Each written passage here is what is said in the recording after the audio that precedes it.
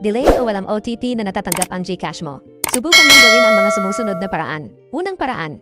Kung nakakonect ka sa Wi-Fi, switch ka muna sa data, then, subukan ulit mag-request ng OTP. Pangalawang paraan.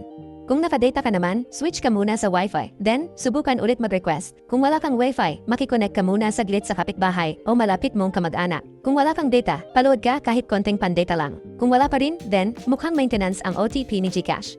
We're sorry for the inconvenience. OTP via GCash app is currently unavailable. Our team is working to restore the service as soon as possible. We will notify you once our services are back via our official social media channels or GCash Help Center. Your patience is highly appreciated. Thank you. Minsan kailangan lang talagang maghintay. Alam ko na nakakainis, lalo na kung importante ang transaction. Pero, ganun talaga.